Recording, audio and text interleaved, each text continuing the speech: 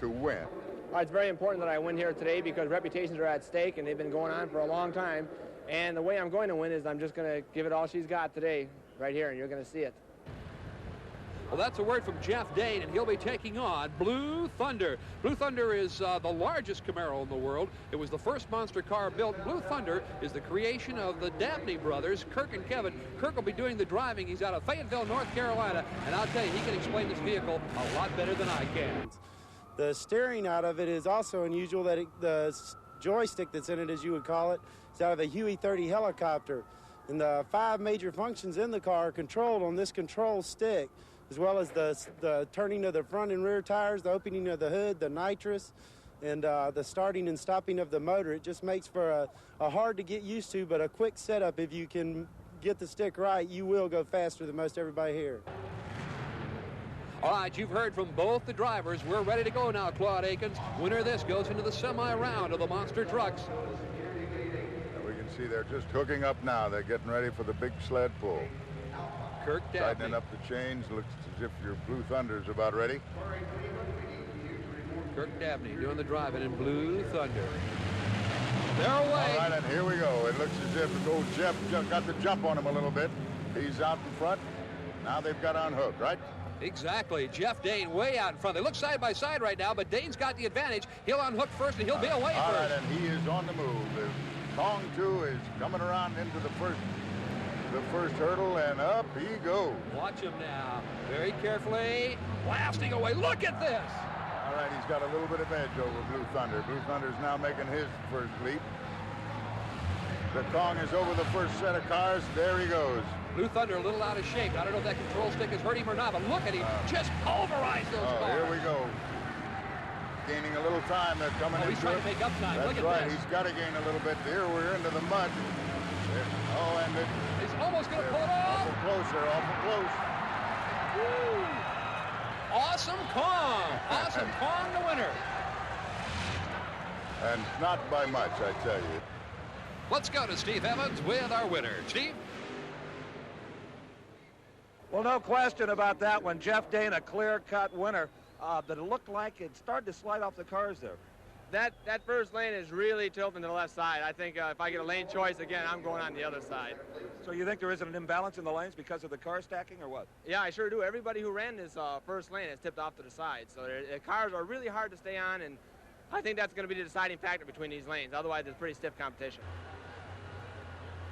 You're looking at a one-of-a-kind monster vet and USA 1 driven by Everett Jasmer. And Claude Akins, I know you had a chance to talk with Everett earlier today. Now, you want to talk about something famous, you want to talk about something original. We are standing in front of a famous original, USA #1. And the creator of this original is kind of original himself, Everett Jasmer from Spring Lake Park, Minnesota. How did this all come about? Well, it all started a few years ago when a bunch of us guys with four-wheel drive trucks decided to get a little crazy with them, build them bigger and bigger and bigger, and pretty soon the public wanted to see them, and so now we're in showbiz. Now, you have nothing to go to as far as plans or designs. Where do you get the parts for these, the axle adjustments and all that stuff? Everything about them is custom built. Each individual owner has built them himself. We take big, heavy-duty military parts and other components, and a lot of steel, and fabricate everything ourselves, take the heavy components, modify them to fit. A lot of stuff is custom built from scratch. It'd be a little tough to change tires on the freeway, wouldn't it? It would be real tough. Now, like race cars and things like that all have sponsors or people that help out. Do you guys have people that contribute to you for the promotion of this? Well, up until very recently, there's been very little other than product sponsorship. Different manufacturers of the product we use giving us like shock absorbers and things like that.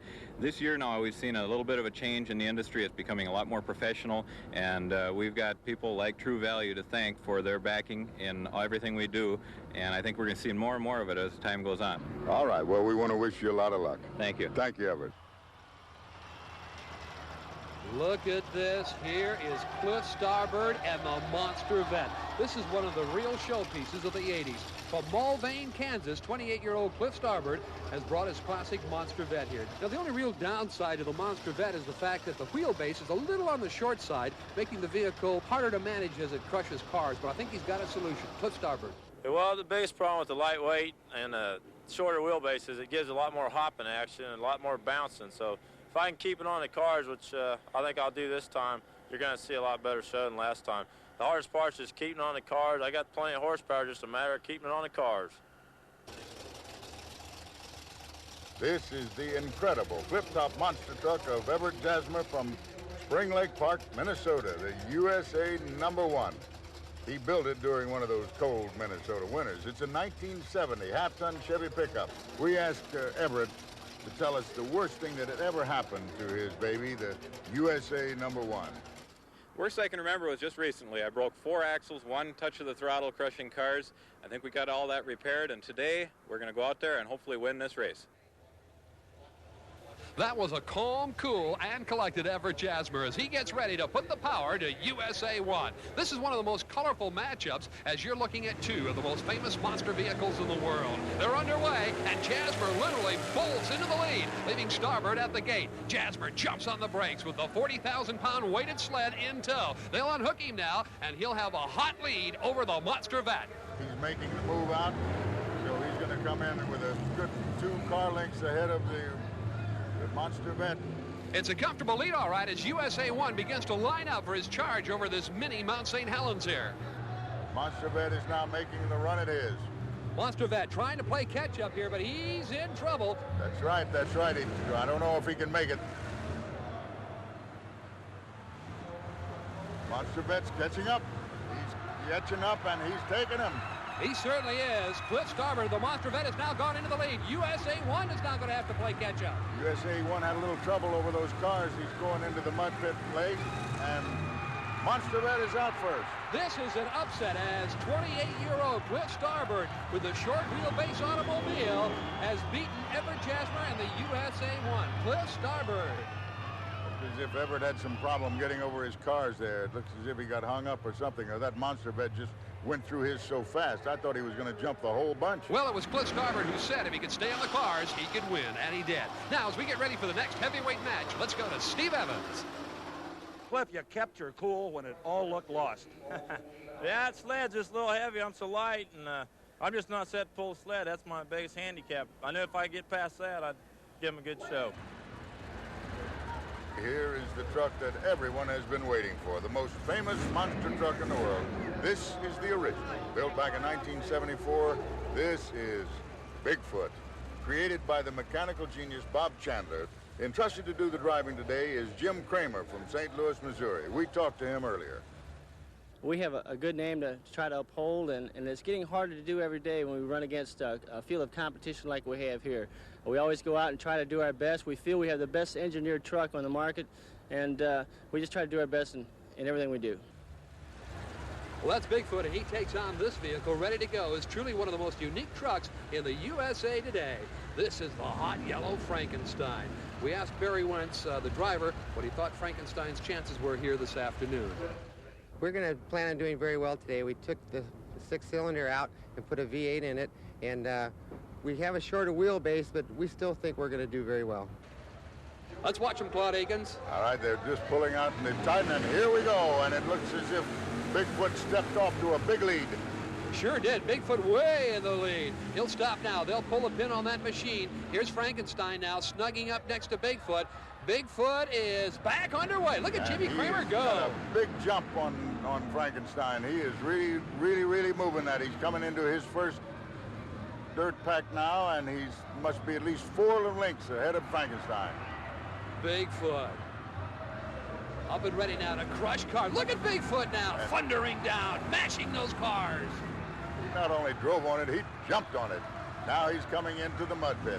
Frankenstein in trouble. Frankenstein off the cars, as you can see. And here's Bigfoot down in the mud, deep in the mud. Bigfoot's going to win big, Jimmy Kramer. And Bigfoot, your winner. There he is. The wheels hit the ground. Look at Frankenstein struggling over there. He hasn't even hit the mud pit yet. Here he goes now. Barry Wentz dumping it down into the mud, and I mean, he hit hard. Steve Evans is with Jim Kramer right now. Well, Jim, you made that one look almost too easy. Oh, it's never easy. You get out there and try to do your best. I saw that I had a little bit of advantage in the pool, and I just kind of backed off it, and I had a station wagon there, which was a little bit more difficult, and I took a little more time on the station wagon than I normally would, and it seemed to work out pretty good. Well, the original 8 monster trucks have now been reduced to 4 for the semifinals coming up in just a couple of minutes. But first,